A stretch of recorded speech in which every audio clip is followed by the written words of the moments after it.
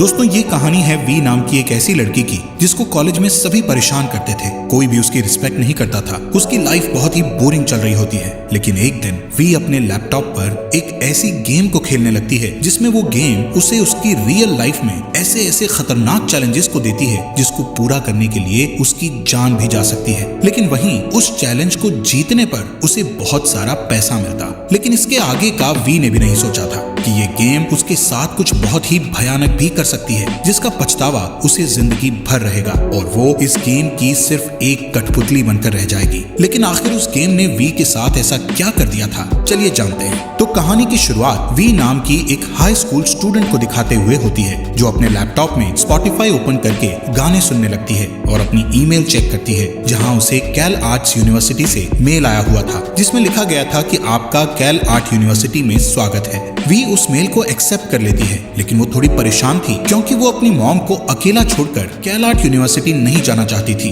इसलिए we cal art university को mail में लिखना शुरू करती है जिसमें वो उन्हें एडमिशन के लिए मना कर देती है कि तभी उसको उसके क्रश जेपी का नोटिफिकेशन आता है जिसमें उसने वी को एक फोटो में टैग किया था। लेकिन उसी वक्त वी को उसकी बेस्ट फ्रेंड सिडनी का वीडियो कॉल आ जाता है। वी सिडनी को कैल आर्ट यूनिवर्सिटी के मेल के बारे में बताती है। वहीं सिडनी वी की इस बात को इग्नोर करके उसे एक नई ऑनलाइन गेम नर्व के बारे में बताने लगती है। सिडनी नर्व गेम को ऑन कर देती है जहां गेम एक रोबोटिक वॉइस में स्टार्ट हो जाता है जिसमें बताया जाता है कि ये गेम ट्रूथ और डेयर की तरह है। इस गेम को कोई भी प्लेयर बनकर या वॉचर बनकर दोनों ही तरीकों से खेल सकता है। सिडनी वी को बताती है कि मैं खुद इस गेम का हिस्सा हूँ और इस गेम को प्लेयर बनकर खेल रही हूँ। वो कहती है कि ये गेम सच में बहुत ही ज्यादा अच्छी है लेकिन वी को ये गेम कुछ खास पसंद नहीं आती। थोड़ी देर बाद वी किचन में अपनी मॉम नैन्सी के पास जाकर उनसे अपनी यूनिवर्सिटी के बारे में बात करती है। लेकिन वी अपनी मॉम को कैल आर्ट्स यूनिवर्सिटी के बारे में नहीं बताती क्योंकि वी अभी तक यही सोच रही थी कि वो यहीं अपनी मॉम के साथ रहकर ही अपनी पढ़ाई पूरी करेगी। वी अपनी मॉम को कहती है कि आप माइक के कमरे को रेंट पर क्यों नहीं दे देती, इससे हमें कुछ पैसे मिल जाया करेंगे जो हमें काम आया करेंगे। लेकिन इस बात से नैन्सी बहुत गुस्सा हो जाती है और उसे कहती है कि मैं ऐसा कभी भी नहीं करूंगी। दरअसल माइक वी का छोटा भाई था जिसकी 2 साल पहले डेथ हो गई थी। वी अपनी स्टडी के साथ साथ एक फोटोग्राफर भी थी इसलिए वो स्कूल के फुटबॉल मैच में स्कूल के न्यूज़पेपर के लिए फोटो लेने जाती है। वहीं उसकी दोस्त सिडनी चीयरलीडर थी। सिडनी फुटबॉल मैच शुरू होने से पहले अपनी एक दोस्त को अपना फोन पकड़ाते हुए उसे नर्व गेम के लिए एक वीडियो बनाने के लिए कहती है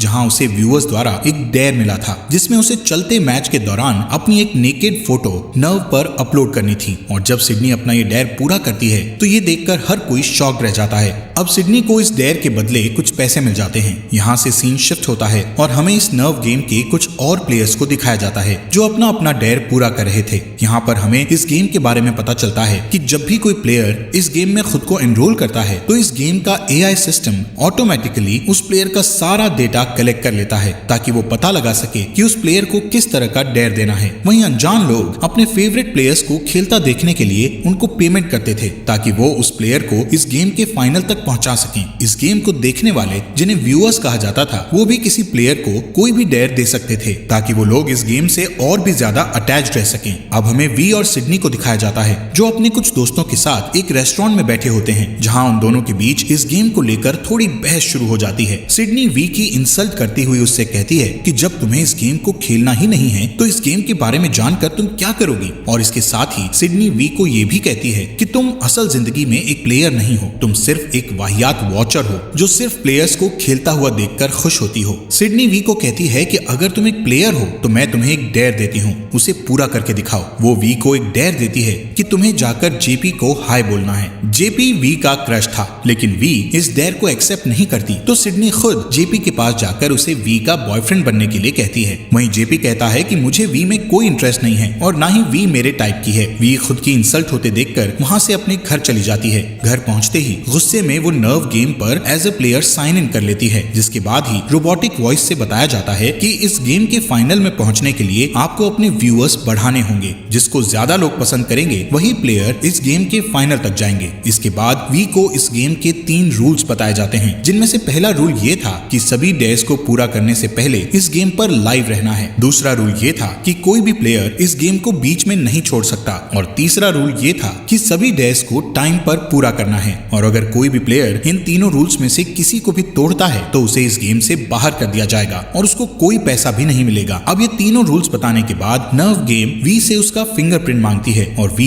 बिना सोचे समझे अपनी फिंगर स्क्रीन पर लगा देती है, जिसके बाद नर्व अपने आप ही उसकी प्रोफाइल क्रिएट कर देता है, जिसमें नर्व उसके सभी सोशल मीडिया अकाउंट से उसकी फोटोज, उसकी फेवरेट बुक्स और भी इंफॉर्मेशन ले लेती है, यहाँ तक कि वो उसकी बैंक डिटेल्स तक भी ले लेती है। इसके बाद तुरंत ही वी को एक डेयर मिलता है जिसमें उसे किसी अनजान लड़के को डिनर करते वक्त किस करना था, जिसके बदले उसे $100 मिलेंगे, जिसको पूरा करने के लिए वी अपने बेस्ट फ्रेंड टॉमी की मदद लेती है, जो कि उसे इस गेम के लिए वार्न करता है। टॉमी कहता है कि इस गेम के चक्कर में कई लोगों की जान जा चुकी है। असल में टॉमी एक कंप्यूटर एक्सपर्ट था, इसलिए वो वी को बताता है कि ये गेम रोका नहीं जा सकता क्योंकि हर कोई जो इस गेम पर लॉगिन कर रहा है उससे इसका एक नया सर्वर ऑटोमेटिकली बन जाता है। अब वो दोनों एक रेस्टोरेंट में पहुंच जाते हैं जहां वी एक लड़के को बुक पढ़ते हुए देखती है। वी यहाँ पर नर्वस हो रही थी, लेकिन उसे कैसे भी करके ये डेयर कंप्लीट तो करना ही था, जिसके लिए वो उस लड़के के पास जाती है और टॉमी को फोन पर नर्व लाइव करने को कहती है और उस लड़के को किस करके अपना ये फर्स्ट डेयर कंप्लीट कर लेती है, जिसके बाद वो उससे दूर भागकर छुपने लगती है, जहां उसके साथ टॉमी को भी छुपना पड़ता है क्योंकि वो इस डेयर को शूट कर रहा था। कुछ देर बाद वो दोनों देखते हैं कि वो लड़का वहां से चला गया है, लेकिन अगले ही मिनट वी और टॉमी उस लड़के को डांस करता देखते हैं। वी टॉमी से कहती है कि वो भी उसके साथ जाकर डांस करेगी, लेकिन टॉमी उसे मना करते हुए कहता है कि ये सब सिर्फ एक गेम का पार्ट है। वो लड़का जिसका नाम इयान था वो भी इस गेम को खेल रहा था और उसे ये डेयर मिला था कि उसे रेस्टोरेंट में सबके सामने टेबल पर खड़े होकर डांस करना है, जिसे उसने पूरा कर लिया था।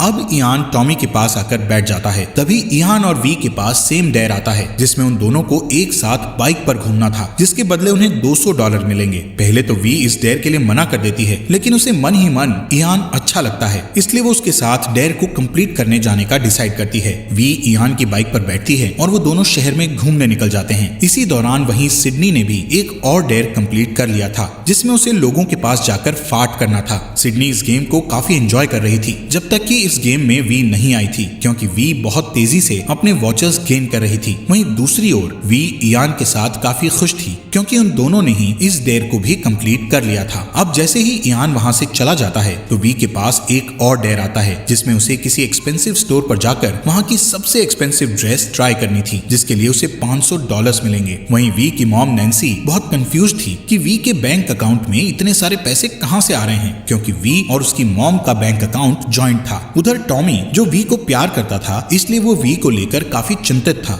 इसलिए वो एक वॉचर बनकर इस गेम को साइन अप करके वी को देखना शुरू करता है। वहीं वी एक एक्सपेंसिव स्टोर में एक एक्सपेंसिव ड्रेस ट्राई कर रही थी कि तभी इयान वहां आ जाता है, जिसको सेम यही चैलेंज मिला था ताकि वो दोनों साथ में और टाइम बिता सकें। जब वो लोग कपड़े पहने हुए एंजॉय कर रहे थे कि तभी टाय नाम के एक प्लेयर को चेंजिंग रूम से उनके कपड़े चुराने का डेयर मिलता है, जिसको वो कंप्लीट कर देता है। वहीं वी और इयान नोटिस करते हैं कि उनके कपड़े गायब हैं। अब जो ड्रेस वी पहने हुए थी वो $2000 से भी ज्यादा की थी, इसलिए वो घबराने लगती है क्योंकि इतनी महंगी ड्रेस वो अफोर्ड नहीं कर सकती थी। उन्हें कुछ समझ नहीं आता कि अब वो क्या करें कि उसी समय उन दोनों के पास एक और डेयर आता है $2500 के लिए कि उन दोनों को 2 मिनट के अंदर उस स्टोर से बाहर आना है। इयान वी से कहता है कि अब क्योंकि हमारे पुराने कपड़े तो गायब हो गए हैं और ये नए कपड़े खरीदने के लिए हमारे पास पैसे नहीं हैं, इसलिए अब हमें यहाँ से बिना पे किए ही भागना पड़ेगा। लेकिन तभी वी के दिमाग में एक आइडिया आता है। वो देखती है कि डेयर खत्म होने में ज्यादा समय नहीं है और ये कपड़े पहनकर बाहर नहीं जा सकते, इसलिए वो दोनों अंडरवेयर में ही वहां से भाग जाते हैं। जैसे ही वो स्टोर से बाहर अपनी बाइक के पास आते हैं तो वहां उन्हें वही एक्सपेंसिव कपड़े एक बैग में रखे मिलते हैं, वो भी उन कपड़ों की रिसीट के साथ। वहीं टॉमी अभी भी वी को लेकर काफी स्ट्रेस में था, इसलिए वो सिडनी को फोन करके वी के बारे में बात करता है। सिडनी को पता चलता है कि वी भी नर्व गेम को खेल रही है और इतना ही नहीं, सिडनी वी को नर्व की टॉप 10 लिस्ट में देखकर बहुत जेलस फील करती है।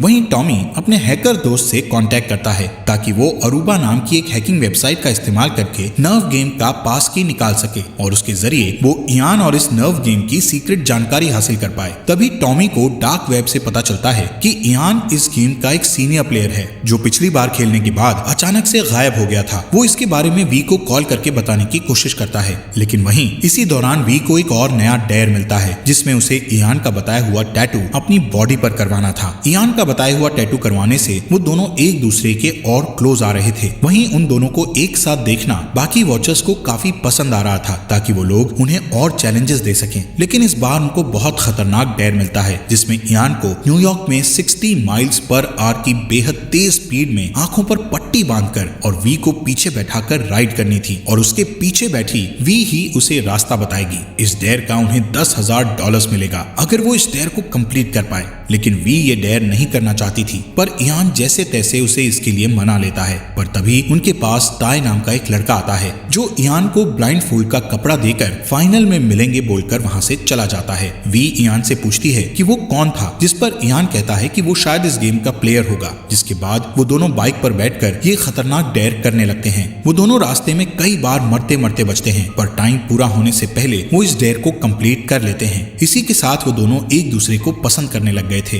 वी और इयान ने अब तक दिए गए अपने सभी डेयर्स को टाइम पर कंप्लीट कर लिया था, जिससे नर्व कम्युनिटी में इनके फॉलोअर्स और भी तेजी से बढ़ने लगे थे, जिससे ये दोनों नर्व गेम के सेलिब्रिटी बन जाते हैं। वहीं सिडनी और वी के बाकी दोस्त पार्टी करते वक्त उनकी ये लाइव स्ट्रीम देख रहे थे, जहां कई सारे गेम के वॉचर्स भी उनकी वीडियो बना रहे थे। ये सब देखकर सिडनी काफी ज्यादा अपसेट हो जाती है, क्योंकि सभी लोगों की अटेंशन अब सिर्फ वी पर ही चली गई थी। लाइव स्ट्रीम के चलते ही इयान वी से सिडनी के बारे में पूछने लगता है कि सिडनी कैसी लड़की है और वो दोनों फ्रेंड्स कैसे बने। अब क्योंकि वी के दिल में सिडनी के लिए हेट थी, इसलिए वो लाइव स्ट्रीम पर ही सिडनी की इंसल्ट करने लगती है। असल में वी को नहीं पता था कि इयान ने लाइव स्ट्रीम ऑन कर रखी है और हर कोई उसकी ये बातें सुन रहा है। तभी इयान वी को एक पार्टी में चलने के लिए कहता है, जहां सिडनी भी आई हुई थी। वहीं दूसरी साइड नैन्सी टॉमी को कॉल लगाकर उससे पूछती है कि वी उसकी कॉल्स पिक क्यों नहीं कर रही है और उसके बैंक अकाउंट में इतना सारा पैसा कहां से आ रहा है। जिस पर टॉमी वी की मॉम नैन्सी को झूठ बोलते हुए कहता है कि वी एक ऑनलाइन पोकर गेम खेल रही है जिसमें उसे पैसे मिलते हैं। वहीं उस पार्टी में नर्व गेम के वॉचर्स सिडनी को डांस करते वक्त एक डेंजरस डेयर देते हैं, जिसमें उसे एक बिल्डिंग से दूसरी बिल्डिंग तक सीढ़ी पर से चल के जाना था। सिडनी उस समय बहुत ज्यादा नशे में थी, लेकिन फिर भी वो गेम के वॉचर्स की अटेंशन अपनी ओर खींचने के लिए इस डेयर को एक्सेप्ट कर लेती है। और जैसे ही वो हाई हिल्स में सीढ़ियों पर चलना शुरू करती है तो बाकी सभी लोग उसकी वीडियो बनाने लगते हैं। सिडनी अंदर ही अंदर बहुत डरी हुई थी, लेकिन अब वो वापस नहीं जा सकती थी, क्योंकि उसे इस गेम के फाइनल तक बने रहना था। तभी नीचे से एक लड़का चिल्लाता है कि तुम्हें इस डेयर को करते वक्त अपनी वीडियो भी बनानी है, नहीं तो ये डेयर कंप्लीट नहीं होगा। इतना सुनते ही सिडनी अपनी जेब से फोन निकालती है और कांपते हुए खुद की वीडियो बनाने लगती है। तभी नीचे खड़े कुछ लोग आपस में बहस करने लगते हैं कि सिडनी को वीडियो बनानी चाहिए या नहीं, जिससे सिडनी का ध्यान भटक जाता है और वो उन लोगों को कहती है कि तुम सब शांत हो जाओ और मुझे मेरा डेयर पूरा करने दो। लेकिन अगले ही कदम में उसका पैर सीढ़ी से फिसलने की वजह से उसका फोन नीचे जमीन पर गिर जाता है। कि तभी नर्व गेम उसे बताती है कि उसने इस डेयर को इनकम्प्लीट छोड़ दिया है, जिस वजह से उसे गेम के बाहर निकाला जा रहा है। इसके बाद हम देखते हैं कि और भी कई सारे प्लेयर्स इस खतरनाक डेयर में फेल हो रहे हैं। वहीं टाई ट्रेन की पटरियों पर लेटा हुआ था, जबकि ट्रेन उसके ऊपर से गुजर जाती है, जिससे वो भी इस खतरनाक डेयर को कंप्लीट कर लेता है। उधर वी और इयान न्यूयॉर्क से होते हुए उस होटल में जाते हैं जहां पार्टी चल रही थी, और जैसे ही वो उस पार्टी में एंटर करते हैं तो वहां मौजूद सभी लोग उनकी फोटोज और वीडियोस बनाने लगते हैं, जैसे कि वो दोनों कोई मशहूर सेलिब्रिटी हों। कि तभी वहां वी को टॉमी दिखता है, जो कि उससे नाराज था। वी को वहां पता चलता है कि सिडनी को इस गेम से बाहर कर दिया गया है, जिससे वो तुरंत उससे मिलने उसके रूम में जाती है, जहां वो सिडनी को उसके क्रश जेपी के साथ एंजॉय करता देखती है। इसके बाद उन दोनों के बीच काफी लंबी बहस होती है, जहां सिडनी वी के मरे हुए भाई के बारे में भी अनाप शनाप बोलती है। जब वो बहस कर रहे होते हैं तभी वी के पास एक डेयर आता है, वो भी $15,000 के लिए, जिसमें उसे भी एक बिल्डिंग से दूसरी बिल्डिंग तक सीढ़ी पर चलकर जाना था, जिसके लिए वी तुरंत सीढ़ी पर चलने के लिए रेडी हो जाती है ताकि वो इस डेयर को कंप्लीट करके सिडनी को नीचा दिखा सके। जिसके बाद वो फटाफट उस डेयर को कंप्लीट कर देती है, जिसके तुरंत बाद वी को नोटिफिकेशन आती है कि अब वो नर्व की फर्स्ट पोजीशन पर है। इसके बाद वो टॉमी से मिलती है, जो उसे बताता है कि इयान ने तुम्हारे और सिडनी के बीच जानबूझकर लड़ाई करवाई है, क्योंकि उसे ये डेयर मिला था जिसमें उसे तुम दोनों को आपस में लड़वाना था, और इसीलिए वो जानबूझकर यहाँ इस पार्टी में लेकर आया है। वी अब इयान की इस करतूत से बहुत गुस्सा थी, इसलिए वो उससे इस बारे में पूछती है कि उसने ऐसा क्यों किया। इयान उसे समझाने की कोशिश करता है, लेकिन सबसे पहले वो उसे वॉचर्स से दूर करने के लिए वी को एक लिफ्ट में ले जाता है, क्योंकि उनकी एक एक बात नर्व पर रिकॉर्ड हो रही थी। वी इयान की कोई भी बात नहीं सुनती और वहां से बाहर की ओर जाने लगती है और पुलिस से कांटेक्ट करने की कोशिश करती है, लेकिन इयान उसे ये कहते हुए रोकने की कोशिश करता है कि ऐसा करने से इस गेम के रूल्स टूट जाएंगे और तुम बहुत बड़ी मुसीबत में फंस सकती हो। वी एक पुलिस ऑफिसर को ढूंढकर उसे इस गेम के बारे बारे में सब कुछ बताना शुरू करती है। लेकिन जैसे ही वो अपनी बातें उससे बताना शुरू करती है तो वहीं दूसरी साइड उसी समय उसकी मॉम नैन्सी देखती है कि वी के बैंक अकाउंट से सारे पैसे उड़ चुके हैं। जिसके बाद वो वी को कॉल करके पूछती है, जिस पर वी उसे बताती है कि मैं काफी समय से नर्व नाम की एक गेम खेल रही थी जिसमें जीतने पर मुझे काफी सारे पैसे मिल रहे थे, लेकिन अब मैंने इस गेम का रूल तोड़ दिया है, जिस कारण नर्व गेम ने पनिशमेंट के तौर पर मेरे बैंक अकाउंट से सारे पैसे चुरा लिए हैं। तभी वी के पास टाई आता है और वो उससे सॉरी बोलकर उसके मुंह पर पंच मारकर उसे बेहोश कर देता है, क्योंकि उसे ये डेयर मिला था। इसके कुछ देर बाद जब वी को होश आता है तो वो खुद को एक कंटेनर में पाती है जहाँ एक कंप्यूटर से उसे रोबोटिक वॉइस आती है कि अब वो इस गेम में कैद हो चुकी है और गेम की इस कैद से बाहर निकलने के लिए उसे इस गेम के फाइनल में जीतना पड़ेगा।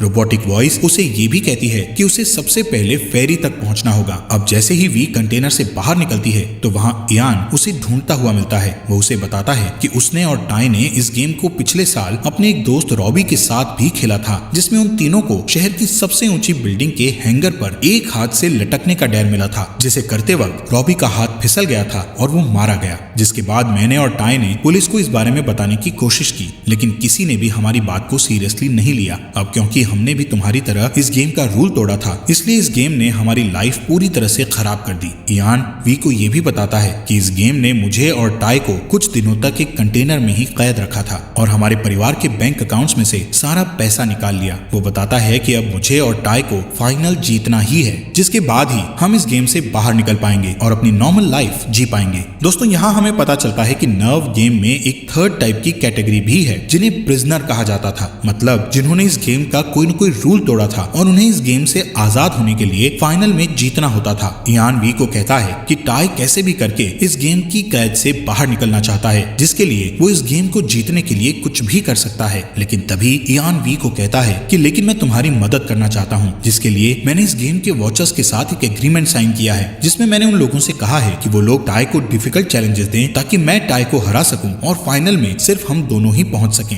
जहां मैं तुम्हें जीतने दूंगा, जिसके बाद तुम अपनी नॉर्मल लाइफ जी सकोगी। लेकिन वी को इयान की इन बातों पर बिल्कुल भी विश्वास नहीं होता और उसके वहां से जाने के बाद वी टॉमी से कांटेक्ट करके उसकी मदद मांगती है। कुछ देर बाद टॉमी सिडनी के साथ उसके पास आता है और वी से नाराज होने के लिए उससे माफी मांगता है, जिससे तीनों अब एक दूसरे को माफ कर देते हैं। वी उन दोनों को अपना प्लान समझाती है कि मैं चाहती हूँ कि टॉमी अपने हैकर दोस्त की मदद से इस नर्व गेम का कोड, जो कि ओपन सोर्स है, उसे चेंज कर दे, जिससे इस गेम के सभी वॉचर्स की आइडेंटिटीज रिवील हो जाएंगी और वो सभी लोग इस गेम को हमेशा के लिए लॉग आउट कर देंगे, जिससे ये गेम परमानेंट बंद हो जाएगा। इसके बाद वी फेरी तक पहुंच जाती है, जहां वी को एक पेपर बैग मिलता है जिसमें एक गन के साथ फाइनल राउंड में पहुंचने की एंट्रेंस टिकट भी थी। वहीं इयान को डेयर मिलता है कि उसे एक बहुत ऊंची बिल्डिंग पर चढ़कर एक क्रेन पर एक हाथ से 5 सेकंड तक लटकना है, जिसे वो पूरा कर देता है और फाइनल राउंड में पहुंच जाता है, जिसके लिए उसे एक ड्रोन की हेल्प से बताया जाता है कि तुम्हें फाइनल में एक ट्रेन से जाना है। ट्रेन में पहुंचने पर इयान को उस गेम के कुछ मास्क्ड वॉचर्स एक लोडेड गन देकर फाइनल डेस्टिनेशन तक जाने को कहते हैं। इसी दौरान नैन्सी को इस गेम के बारे में पता चल जाता है और वो भी इस गेम की लाइव स्ट्रीम देखकर घबराती हुई टॉमी को कॉल करती है,